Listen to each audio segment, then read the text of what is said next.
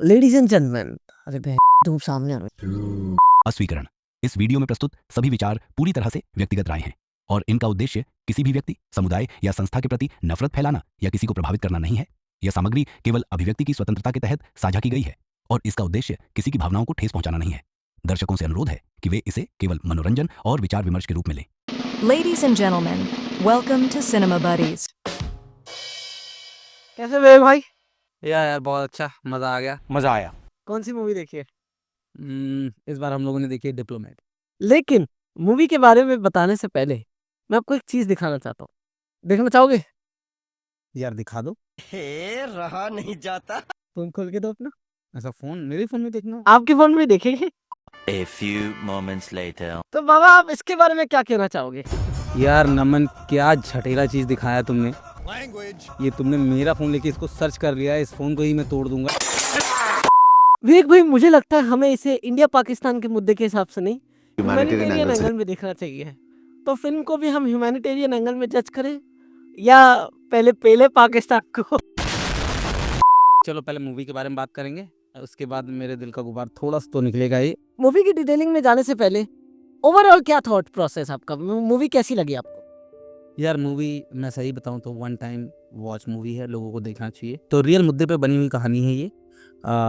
इसमें जिस समय का ये वाकया है उस समय हमारे सुषमा स्वराज जी मंत्री थी। कौन सी मंत्री थी यार, मैं भूल जा रहा हूँ बार बार। फिलहाल के लिए तो वो इस दुनिया में नहीं है। उन्हीं के कार्यकाल में ये जो घटना घटित हुई थी और एक हमारे जो सचिव थे वो उनका नाम था जेपी सिंह, जो कि पाकिस्तान के अंदर हमारे हाई कमीशन ऑफ इंडिया यानी कि जो दूतावास है उसमें कार्यरत थे और उन्होंने ही इस पूरे केस को हैंडल किया था, बहुत ही अच्छे से हैंडल किया था। और इस मूवी को जब आप देखेंगे तो उसमें आपको पता चलेगा कि चाहे आपके पास कागज़ हों, चाहे आपके पास पूरे अप्रूवल्स हों, लेकिन एक बार अगर यहाँ का कोई बंदा पाकिस्तान चला गया तो वापस आना इतना आसान नहीं है। और शायद यही इस मूवी में भी दर्शाने की कोशिश की गई है। बस वाह, नहीं अभी बहुत है, लेकिन अभी यार देख लंबा हो जाएगा, तुम काटोगे उसमें। कितना काटेंगे? देश तो कट चुका है, ऑलरेडी बच चुका है। कितना काटेंगे बाबा, कितना काटेंगे? देखिए हम मूवी के बारे में बात नहीं कर रहे हैं, अभी हम अलग भटक रहे हैं। कोई ना बाबा, भटकेंगे तो तभी तो एम्बेसी पहुंचेंगे। बेचारी भटक भटक के एम्बेसी पहुंच गई, भारत देश भी आ गई। मुझे ना मूवी बोर तो नहीं करती है, मूवी हुक करके रखती है। थोड़ा थोड़ा स्लो बर्न फील होता है, लेकिन ऐसा नहीं है कि मूवी छोड़ने का मन कर रहा है या हाँ उबासी आ रही है। मैं अभी तक सोया नहीं हूँ ढंग से। विवेक भाई मस्त सोकर आए हैं, मैं ऑफिस से आया हूँ, तो मुझे बोर तो नहीं करती। तो मेरे लिए तो बढ़िया मूवी है। तो ओवरऑल हमारा मूवी का तो थॉट यही है कि मूवी तो आप लोगों को देखनी चाहिए। अब आते हैं हम डिटेलिंग में। सबसे पहले आएगी कास्टिंग में, जो मैं विवेक भाई को 10 बार बोल रहा था कि बाबा इन्होंने, पहले तो मुझे जॉन अब्राहम को देखकर लग रहा था कि हाँ भाई कास्टिंग तो अच्छी है, लेकिन जैसे ही एंड में जो लोग दिखाए गए, सुषमा स्वराज का जो रेवती जी ने जो रोल प्ले करा, वो तो मैं पहले ही देखकर कह रहा था क्या यार, क्या कास्टिंग गलत करी है। देखो एक्टिंग वाइज वो लोग अच्छे हैं, एक्टर्स अच्छे हैं, बट कास्टिंग चॉइस इतनी खराब है। मतलब दूर दूर से शक्लें मिलती ही नहीं है कास्टिंग के। प्रोस्थेटिक्स और मेकअप में भी काम करा गया अच्छा, लेकिन कास्टिंग में तो शक्लें मिलती ही नहीं है। बाबा क्या कहना चाहेंगे आप कास्टिंग के बारे में? हाँ बिल्कुल कहना चाहूँगा और मैं इस बात से एग्री भी करता हूँ, सहमत हूँ पूरी तरह कि कास्टिंग इनकी इतनी अच्छी नहीं थी। मूवी में जो दिखाई गई है, इमोशन ढंग से डाला नहीं है। इमोशन बहुत अच्छे से, क्योंकि एक ऐसा मुद्दा है जहाँ पर इंसान बहुत ट्रबल में फंसा हुआ है और उसमें अगर इमोशनल ढंग से नहीं दिखाया जाता है तो मुझे लगता है कि ये मूवी के साथ थोड़ा सा अन्याय हुआ है। गाने कैसे लगे? गाने तो है ही नहीं। रियल यार मूवी में गाने तो मुझे पता भी नहीं चला। देखिए गाना भारत हमको जान से प्यारा। देखिए हाँ वो तो है, ठीक है, इसमें कुछ एक गाना तो होना चाहिए था अपने भारत के ऊपर। मुझे ऐसा कोई मोमेंट दिखा नहीं जहाँ पे इनको गाना डालने का सीन दिखा होता। एंड में डाल सकते थे, लेकिन उन्होंने सेफ खेलने की चूज करी कि ज्यादा म्यूजिक प्रोडक्शन पे पैसा नहीं लगाते। हाँ बैकग्राउंड स्कोर्स भर के है। ओके, पाकिस्तान के हर सिनेरियो में बैकग्राउंड स्कोर्स आते हैं अच्छे अच्छे। कैसे लगे background scores? Out of 5 I would give 2 ratings. 2 rating? ये- इतना खराब? हाँ इसको तुम खराब कह सकते हो, क्योंकि मुझे कहीं भी मतलब जब मैंने बोला ना, इमोशन से कनेक्ट होता है, मेरा मानना है। तो अगर मूवी को देख के वो इमोशंस नहीं आ रहे हैं जिस पे टोटली मूवी बेस्ड है, तो मुझे लगता है कि हाँ कहीं ना कहीं कमी रह गई है। बहुत ही सिंपल वे में मूवी को दिखाया गया है, बहुत ज़्यादा लाइक थ्रिलर टाइप का या बहुत ही ज़्यादा टेक्निकल एंगल नहीं देने की कोशिश की गई, इस मूवी को बहुत सिंपल रखा गया है। तो ये सारी चीज़ें मूवी को वन टाइम वॉच तो बनाती हैं। अच्छा, वन टाइम वॉच से याद आया, भावा इसको वन टाइम भी कोई देखने नहीं आ रहा। आज लगा नहीं था क्या आज हम दोनों खाली थिएटर में वापस रोड मूवी की तरह ओवरऑल 5 लोग थे, 2 मैच थे बाबा। Okay, you have counted, okay great. Very commendable job. Tuesday का मॉर्निंग शो में भी 6 लोग आए थे। Come on, it's not a commendable job. Commendable job है, ऐसी मूवी के लिए तो कमेंडेबल जॉब है। ना कोई भाई है, ना कोई शाहरुख है, ना कोई। आमिर का फिल्म फेस्टिवल 15 फिल्में लगी हुई है, आमिर की 10 ऑस्कर की मूवी लगी हुई है, उसके बाद जॉन अब्राहम की मूवी को 6 लोग देखने आए, कितनी बड़ी बात है। नहीं, ये बड़ी बात नहीं है, ये बहुत ही वाहियात बात है।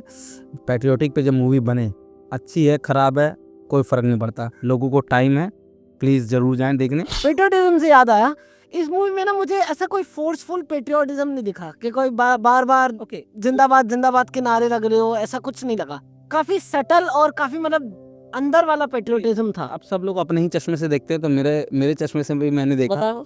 तो इसमें ना ऐसा जो तुम बता रहे हो जिंदाबाद के नारे या ये नारे वो नारे की बात नहीं है। बात ये है कि मूवी जिस पे बेस्ड है उसमें जो ऑफिसर है, यानी कि जो हमारा मेन कैरेक्टर है लीड रोल में जॉन अब्राहम, वो देखोगे अपनी जिम्मेदारी के लिए ओनरशिप लेता है। मतलब उसके ऊपर काफ़ी पॉलिटिकल प्रेशर्स, अपने सीनियर्स को सुपीरियर को जवाब देना, इन सब के होते हुए वो बंदा पैर पीछे नहीं खींचता है और वो कहता है डंके की चोट पे कि नहीं, मैं इसको बचा के लेके जाऊंगा। अपने देश वो वापस जाना चाहती है, मेरे देश की नागरिक है।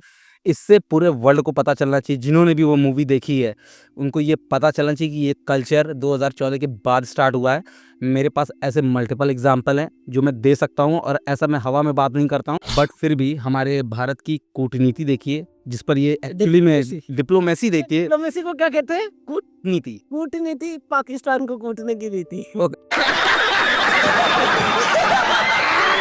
हाँ, कूटनीति पाकिस्तान को कूटने की नीति, मैं इससे सहमत हूँ। इसके अलावा अगर हम देखें कि जब पिछले 1 या 2 साल पहले जब अफ़गानिस्तान से अमेरिकन्स ने अपने सेना को वापस बुलाया, तो उसके बाद ना हमारे जो सिख समाज हैं उनका जो ग्रंथ है वो भी वहाँ पे फंसे हुए थे।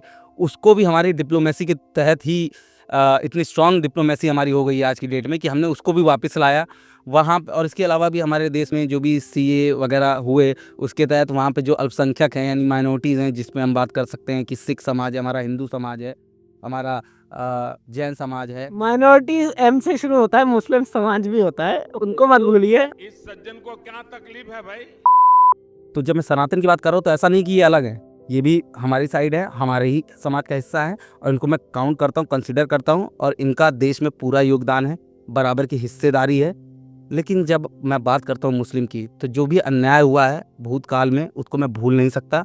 लोगों को डरना चाहिए इस चीज़ से कि आज 25 to 30% है, और फिर भी हमारे देश में उनको लेकर इतना पाखंड भरा हुआ है। आप चाहे इसको एक पॉलिटिकल एंगल से देखिए, क्योंकि सभी को सत्ता पाने की लालच होती है, तो उसके चक्कर में वो सही और गलत में हमारा जो पढ़े लिखे लोग यार IAS PCS ये सब पढ़ के आए हैं, फिर भी ये लोग सही और गलत में फैसला नहीं कर सकते। तो इसलिए कोई ये ना कहे कि जो शिक्षित होता है वो सही निर्णय लेता है।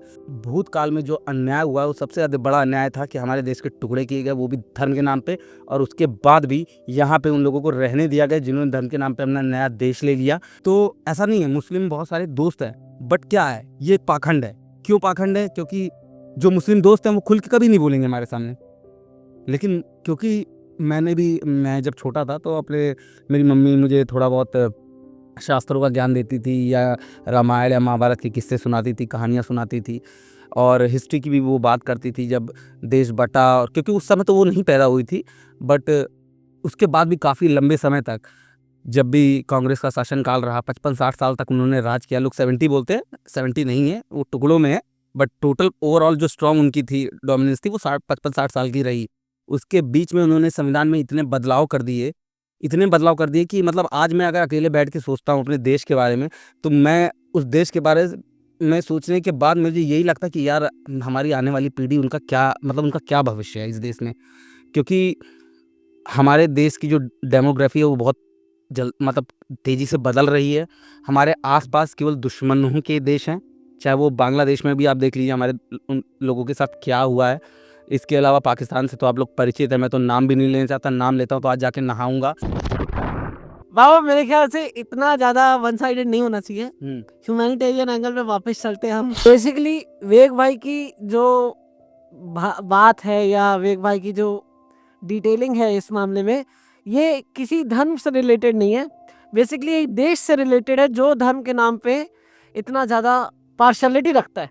जैसा बाकी एक सिंगल रिलीजन वाले देशों में होता है, हमारे देश में ऐसा कम होता है। पहले थोड़ा बहुत ज़्यादा होता था, अब थोड़ा कम होने लग गया है, क्योंकि हम रिलीजन को फोकस ना रख के थोड़ा डेवलपमेंट की साइड में ज़्यादा बढ़ रहे हैं, है ना। यार यही तो प्रॉब्लम है हमारे देश में। ये ज्यादा डेवलपमेंट की बात करते हैं, नहीं, आप अच्छी बात है। फोकस नहीं रख पाते कि जो मूल चीज क्या है। सी एक चीज इस तो मैं कहूंगा कि ये जरूर वीडियो में रखना, काटना मत। भारत देश में शिक्षा से ज्यादा धर्म को महत्व देना चाहिए, ठीक है। ये तो इसके लिए तो मैं लड़ पड़ूंगा। शिक्षा देखो, चलो ये तो धर्म का एक भाग है। अंडरस्टैंड? नहीं नहीं, शिक्षा सबसे बड़ी चीज है। धर्म से पहले शिक्षा आती है बाबा। ये आपका अपना शिक्षा अभी विल नॉट आर्ग्यू विद इतना ये मेरी आवाज है। Will not argue with each हाँ, वरना नमन टू सिनेमा की जगह एबीपी न्यूज लगाना पड़ता है हमें। आपको रखे आगे एबीपी न्यूज।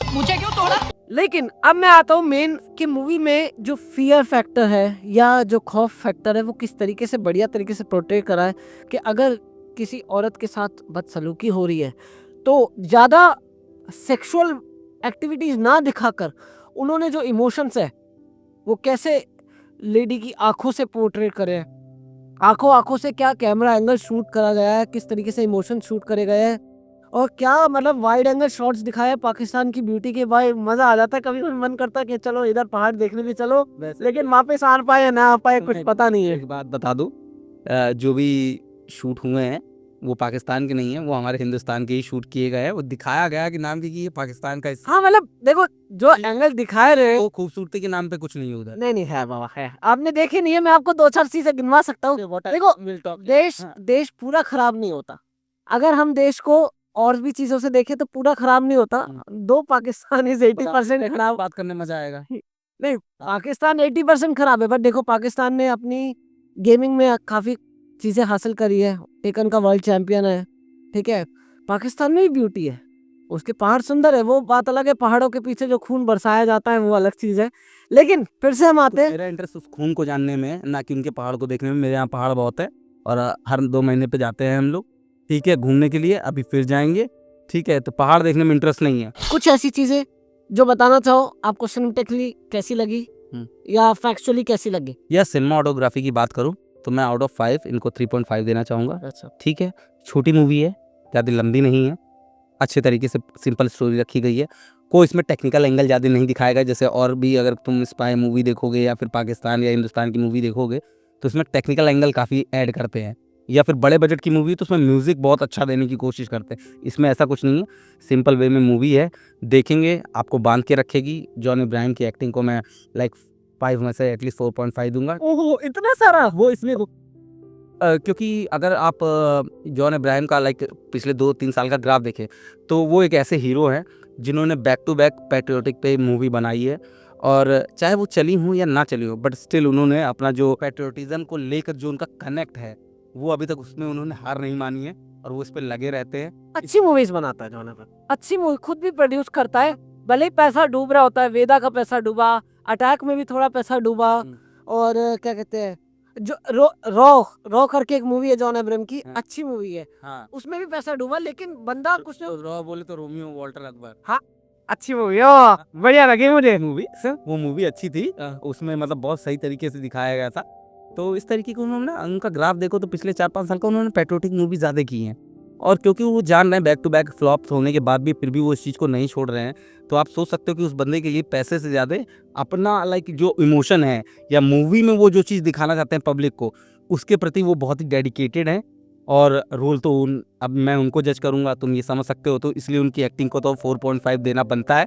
0.5 जो काटे गए हैं वो इसलिए कि मूवी कोई बहुत ज़्यादा ब्लॉकबस्टर टाइप की नहीं है जिनमें बस नहीं ना बाबा, कंटेंट मूवी है। अच्छा मूवी बनाने की बात आ गई है तो फाइनली डायरेक्शन की बात करते हैं। हाँ। देखो शिवम नायर जो है वो काफी प्रोमिसिंग डायरेक्टर है। इसने हॉटस्टार में स्पेशल ऑप करके सीरीज भी बनाई है ना, आपने सुना होगा, ठीक है, सर पे जो इन्होंने सीरीज बनाई वो मैंने देखी देख रखी है। मैं थोड़ा सीरीज कम देखता हूँ, but Shivam Nair is a very good director.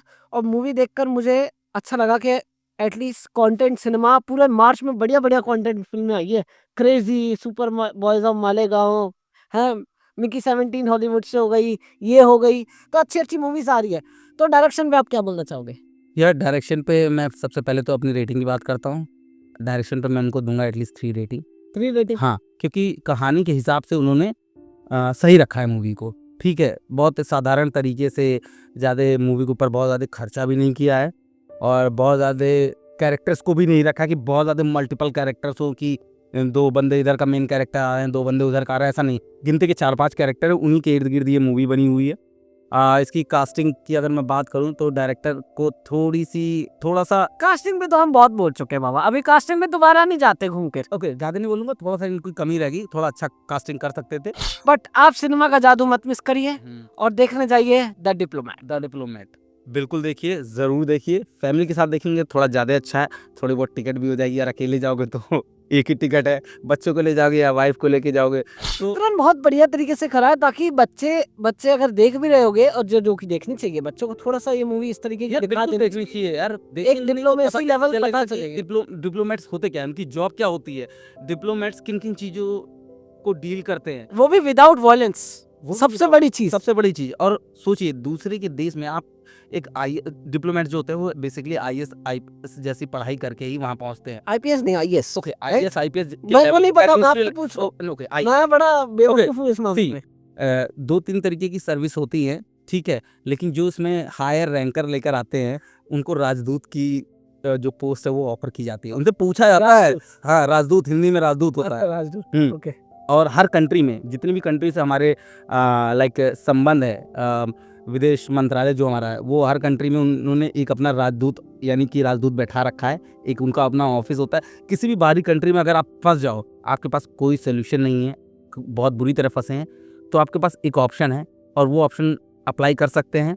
और वो ऑप्शन ये है कि आप किसी भी तरीके से साम दाम दंड भेद या अपने अकल को इस्तेमाल करके आप अपने एम्बेसी पहुँचे, इंडियन एम्बेसी। क्योंकि आप एक बार वहाँ पहुँच गए तो इस बात के चांसेस बढ़ जाएंगे कि आप जिस भी खतरे में एटलीस्ट वहाँ से आप बच सकते हैं, वहाँ से वापस आ सकते हैं। इसके बाद हम नेक्स्ट मंथ में आई गेस सनी देओल की जाट आ रही है। वही- और मैं तो नहीं, पहले एम्पुरन आएगी। एम्पुरन आएगी। एम्पुरन किसकी है? वो मोहनलाल, लूसीफर का पार्ट 2। ओके, लूसीफर का पार्ट। लूसीफर मूवी मैंने देख रखी है, अच्छी मूवी है, बट मैं अभी उनकी बातें नहीं कर रहा तो हूँ। शायद उसके लिए कोई नया बंदा लाऊंगा जिसको मलयालम आती हो, शायद आप उसको जानते भी हो। लेकिन जाट हम जरूर देखने जाएंगे। रणदीप हुड्डा ना बहुत अच्छे एक्टर हैं। यही होता है ना, इसी को लोग कहते हैं कि वो क्या बोलते हैं, नेपोटिज्म टाइप का, कि जो बंदे अच्छे काम करने वाले उनके हाथ में जो प्रोजेक्ट्स आते हैं या डायरेक्टर प्रोड्यूसर उनको अप्रोच करते हैं, क्योंकि वहाँ उस इंडस्ट्री में बहुत सारे जो है वो डोमिनेट करते हैं उस इंडस्ट्री को, तो उनके इन्फ्लुएंस से उनके पास काम छूट जाता है। यही नेपोटिज्म की एक्चुअल परिभाषा है। अगर कोई किसी स्टार किड कोई आ जाए और उसको कोई मूवी करने लगे, उसको नेपोटिज्म नहीं कहते हैं।